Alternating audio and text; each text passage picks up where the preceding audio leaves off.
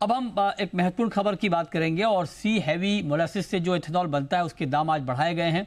इसका क्या इम्पैक्ट होगा, इस पर बात करने के लिए इस वक्त हमारे साथ एक बेहद खास मेहमान हैं। हमारे साथ हैं इस्मा के डीजी दीपक बल्लानी साहब। दीपक जी, बहुत स्वागत है आपका जी बिजनेस पर। पहले तो ये क्लियर करें, बड़ा कंफ्यूजिंग है कि बढ़ोतरी कितनी हुई है, ₹1.39 या ₹1.69 सर? देखिए, लगभग सी हैवी में लगभग ₹1.39 की बढ़ोतरी हुई है। 39 पैसे की? ओके। हाँ, लगभग ये 57.97 हो गया। 56.81 था पहले लगभग। 5681 था?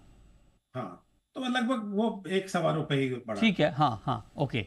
ठीक है, बी हैवी और जो शुगर केन जूस से इथेनॉल बनता है उसमें कोई बढ़ोतरी नहीं हुई है, राइट? जी, उसमें कोई बढ़ोतरी नहीं। अच्छा, अब जरा बताइए सर, ये जो सी हैवी मोलासिस से इथेनॉल जो बनता है उसके दाम जो बढ़ाए गए हैं, इसका कितना फायदा होगा आप लोगों को? देखिए, सबसे पहले तो मैं इस पर रिएक्ट कर दूं मृत्युंजय जी।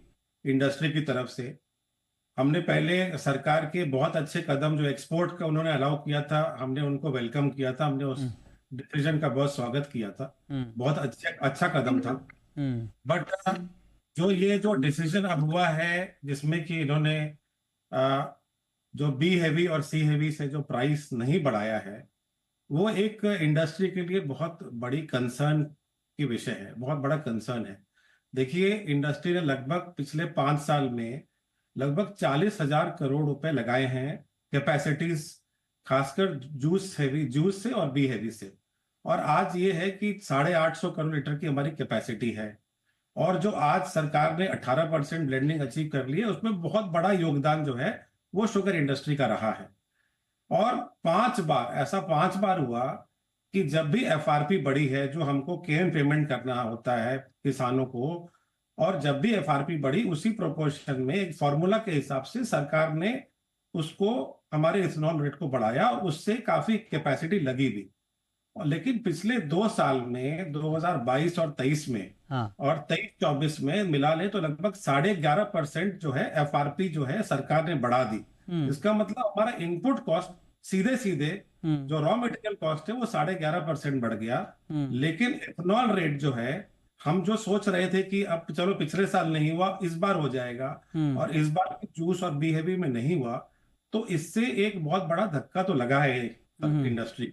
अच्छा, तो और आप। सबसे बड़ी बात यह है कि जो फॉर्मूला की बहुत ज्यादा जरूरत है, हम्म। ये फॉर्मूला रहेगा, और जो प्राइस डिटरमिन होगा वो फॉर्मूला एफआरपी के हिसाब से होने से ही हम्म। इंडस्ट्री की वाइबिलिटी आएगी। और हम्म। सबसे बड़ा है कि इंडस्ट्री को वाइबल होगा तभी केन पेमेंट होगा फार्मर को। हम्म। तो अभी भी हमें सरकार से तो यही उम्मीद थी कि ये कुछ ना कुछ जूस में और बी हैवी में करेंगे। हम्म। और दूसरी बड़ी बात यह भी है कि एक सरकार जो एक कमिटी बैठी है E20 एंड बियॉन्ड, हम्म। कि भाई E20 के आगे हम फ्लेक्स फ्यूल जाएंगे और हाइब्रिड ईवी में जाएंगे, तो उसमें एक इथेनॉल का कंजम्पशन बढ़ेगा। हम्म। तो इथेनॉल का कंजम्पशन बढ़ाने के लिए हमें एडिशनल कैपेसिटीज की जरूरत पड़ेगी, एडिशनल इन्वेस्टमेंट की जरूरत पड़ेगी। राइट। तो ऐसी पॉलिसी जो सरकार ने पहले हमेशा यूज की और इस बार संभव वो नहीं हुआ, हम्म। तो कहीं ना कहीं मुझे लगता है सरकार को अपनी पॉलिसी पे वापस जाना पड़ेगा, हाँ। और कहीं ना कहीं लिंकेज एस्टेब्लिश करना पड़ेगा अच्छा। कि जब भी रॉ मटेरियल कॉस्ट बढ़े तो हमारा जूस और बी हैवी का भी इथेनॉल कॉस्ट बढ़ना चाहिए उसी ठीक है। प्रोपोर्शन में। अच्छा, तो आप कह रहे हैं कि जूस और बी हैवी से जो इथेनॉल बनता है मोलासिस से, उसके दाम नहीं बढ़ने से आप कह रहे हैं कि ये आप लोगों को निराशा हाथ लगी है, और ये कह रहे हैं कि झटका है एक तरह से। लेकिन मैं आपसे एक दूसरा सवाल ये पूछना चाह रहा हूँ कि ये नहीं होने के पीछे की वजह क्या हो सकती है? मतलब अगर सरकार ने नहीं बढ़ाया है तो कुछ इसके पीछे लॉजिक रहा होगा। आपको क्या समझ में आ रहा है कि ये बढ़ोतरी क्यों नहीं हुई? मित्तल जी, हमें अभी इसका कोई अंदेशा नहीं है कि हम्म। सरकार ने इसको क्यों नहीं बढ़ाया है, क्योंकि हमें हमें तो कोई लॉजिक नहीं लगता हम्म। कि इसको ना बढ़ाया जाए। हम्म। अगर आप हर तरह से देखें तो पूरा जस्टिफाई होता है कि जूस और बी हैवी का इथेनॉल रेट बढ़ना चाहिए था। हम्म। अभी हम को स्टडी कर रहे हैं, हम सरकार से भी डिस्कस करेंगे, हम्म। और हम समझने की कोशिश करेंगे कि ऐसा डिसीजन क्यों लिया गया है। अच्छा, ठीक है, तो आप कह रहे हैं कि आप बातचीत करेंगे और फिर समझेंगे। सर, इसके पीछे कुछ क्रॉप कंसर्न, हालांकि इथेनॉल की जगह चीनी वाली बात होती तो अलग मसला होता, लेकिन फिर भी क्या कुछ क्रॉप कंसर्न भी इसके पीछे की वजह हो सकती है? नहीं, मुझे नहीं लगता मृत्युंजय जी कि क्रॉप का कोई ऐसा कंसर्न है। क्रॉप हम्म। इस साल बेशक कम है पिछले साल से, हम्म। बट जैसे हमने पहले भी आपको बताया कि हमारा ओपनिंग स्टॉक काफी हाई था। हम्म। जो 55 लाख टन होना चाहिए था, उसके उसके सामने हम 80 लाख टन लेके खड़े थे अक्टूबर में, हम्म। और हमारा डाइवर्जन भी लगभग 40 लाख टन तक फिक्स हो गया था। हम्म। हमारा कंजम्पशन भी लगभग 280 लाख था। तो हम्म। चीनी का ऐसा कोई क्रॉप की वजह से ऐसा डिसीजन लिया गया, मुझे बिल्कुल नहीं लगता ऐसा कि अच्छा, ऐसा कोई है। और ठीक है। क्रॉप ऐसी कोई वजह नहीं है कि हमें ऐसा लगे कि चीनी की कमी है। चीनी की कोई कमी नहीं है अभी देश में, और ना होने वाली है। आप कह रहे हैं ना कमी है चीनी की, ना कमी होने वाली है, ये आपने बढ़िया बात कही सर। और इनफैक्ट चूंकि अभी आपका नया क्रॉप एस्टिमेट आएगा तब मैं आपसे अलग से बात करूंगा कि क्या फिगर आ रहे हैं, लेकिन फिर भी मैं एक ओवरऑल आपसे एक सवाल पूछना चाह रहा हूँ कि इस बार शुगर प्रोडक्शन के एस्टिमेट बहुत ज़्यादा आ रहे हैं। मतलब आप देखिए कि अलग अलग जो इंडिविजुअल हैं वो भी दे रहे हैं डेटा, अलग जो एजेंसी पहले कभी डेटा नहीं देती थी, जो एसोसिएशन, उसने भी डेटा जारी कर दिया है। एक डेटा आया है 27 मिलियन टन से भी कम का, 26.5 मिलियन टन के आसपास का प्रोडक्शन का डेटा आया है ना। और क्लोजिंग स्टॉक जो है वो 4.5 मिलियन टन के आसपास का आया है। तो मतलब आपका टेक इसके ऊपर क्या होगा, इतने सारे आंकड़े क्यों आ रहे हैं, खबर के अंदर की खबर क्या है सर?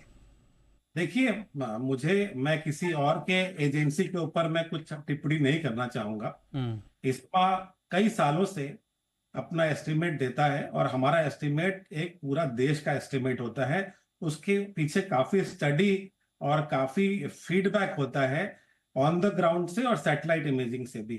तो हम जब भी कुछ देते हैं, क्योंकि ये बड़ा जिम्मेदारी का काम है, बड़ा रिस्पॉन्सिबल काम है, हम्म। क्योंकि इससे काफी कुछ पॉलिसी डिसाइड होती है। हम्म। तो हम मानते हैं कि जो भी, अगर सब लोग फ्री हैं अपने एस्टिमेट देने में, लेकिन जब भी आप कोई एस्टिमेट दें तो पूरी रिस्पॉन्सिबिलिटी के साथ और हम्म। प्रॉपर स्टडी के साथ दें। हम्म। कुछ पोजीशन के हिसाब से या कुछ दूसरी वजह से एस्टिमेट ना दिया जाए। हम्म। सरकार भी सब समझती है, सरकार के पास अपने आप भी फीडबैक लेने के मैकेनिज्म है। हम्म। बट इसमें एक बड़ी रिस्पॉन्सिबल स्टडी करके हमेशा हम कोशिश करते हैं कि हम सही एस्टिमेट दें। और अगर आप देखें हमारा हम्म। पिछले साल का भी अगर एस्टिमेट देखेंगे, तो हमारा एस्टिमेट लगभग जितना हुआ एक्चुअल के बड़ा नजदीक था। अच्छा सर, ये 26.5 मिलियन टन के आंकड़ों से आप सहमत हैं सर? देखिए, अभी हम इसके ऊपर कोई टिप्पणी नहीं करेंगे, क्योंकि हमारा एस्टिमेट परसों ही आने वाला है। हाँ, राइट 31 राइट। कमिटी मीटिंग है, हम्म। और उसमें हम अपने एस्टिमेट्स को डिस्कस करेंगे स्टेट वाइज। हम्म। हम रिकवरी को, यील्ड को, सबको डिस्कस करेंगे और एक प्रोडक्शन फिगर के ऊपर आएंगे। उसके बाद हम आपको अपने प्रोडक्शन फिगर के ऊपर टिप्पणी देंगे, और आपको हम बताएंगे कि हमारा क्या लॉजिक है। बिल्कुल सर, और बिल्कुल परसों मैं आपसे बात करूंगा, ये आपने अच्छा कहा है। और इस्मा के आंकड़ों का सबको इंतजार भी रहता है कि क्या आंकड़ा आ रहा है। अब मैं एक सवाल आपसे पूछना चाह रहा हूँ सर कि एक्सपोर्ट अलाउ होने के बाद का ग्राउंड सिचुएशन क्या है, क्या एक्सपोर्ट के ऑर्डर हो रहे हैं ठीक तरीके से? मतलब इस वक्त मैं जानना चाह रहा हूँ कि एक्सपोर्ट अलाउ होने के बाद सिचुएशन कुछ बदला है इंडस्ट्री के लिए सर? बिल्कुल, देखिए, एक्सपोर्ट के कॉन्ट्रैक्ट्स भी हो रहे हैं। आज आप देखें, इनिशियली जब भी एक्सपोर्ट अनाउंस हुआ तो हम्म। हमने देखा कि इंटरनेशनल मार्केट में प्राइसेस नीचे आए। हम्म। लेकिन अभी एक हफ्ता होने के बाद हमने देखा कि वो एक नी जर्क रिएक्शन था। हम्म। मार्केट फिर से उठ रहा है। हम्म। एक पैरिटी आ गई है। महाराष्ट्र के मिलों के लिए अच्छी पैरिटी आ रही है। हम्म। जो हमारा LQW है, लो क्वालिटी वाइट में, लगभग 42 रुपए, 41.5 42 रुपए का रेट मिल रहा है। हम्म। तो कॉन्ट्रैक्ट्स हो रहे हैं मार्च में काफी सारे, हमें उम्मीद है कि काफी हो जाएगा। हम्म। खरा की विंडो लंबा है। तो मुझे लगता है ये बहुत ही अच्छा डिसीजन रहा है सरकार का। और केन पेमेंट, जहां तक हमारे पास इंफॉर्मेशन है, हम्म। जो परसेंटेज ऑफ केन पेमेंट है वो भी काफी सब्सटेंशियली बढ़ा है। तो ओवरऑल ये इंडस्ट्री के लिए काफी अच्छी खबर है। और डोमेस्टिक प्राइसेस भी थोड़े स्टेबलाइज हो गए हैं। कुछ लोग कह रहे हैं कि एक्सपोर्ट का जो प्राइस है उस प्राइस पे वायबल नहीं होगा एक्सपोर्ट, इस पर आपका क्या तर्क है सर? नहीं, अगर आप किसी भी इंडस्ट्री के जानकार से पूछेंगे तो हम्म। आज भी हम्म। जो है एक्सपोर्ट में लगभग, मैंने जैसे बोला, LQW जो है वो लगभग 42 रुपए की पैरिटी आ रही है। हम्म। तो मुझे लगता है कि ये महाराष्ट्र जो पोर्ट के पास है, महाराष्ट्र की मिलें हैं या गुजरात की है या कर्नाटका की लिए हैं, उसके लिए हम्म। बहुत वायबल है। बिल्कुल वायबल प्रोपोजिशन है। और आई थिंक इससे काफी फायदा इंडस्ट्री को हो रहा है, और आगे केन पेमेंट करने में भी आसानी होगी। राइट।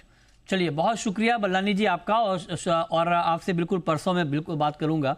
अभी से आपको इनवाइट है हमारी तरफ से, क्योंकि आपका जब आंकड़ा आएगा तो उसके ऊपर निश्चित तौर पर चर्चा होनी चाहिए, क्योंकि आंकड़े बहुत आ गए हैं और ये बहुत ज़रूरी है एक जिम्मेदार चैनल होने के नाते कि हम सही बात, सही आंकड़ा, सही एनालिसिस अपने ऑडियंस तक पहुंचाएं। 80% से ज़्यादा मार्केट शेयर है सर हमारा,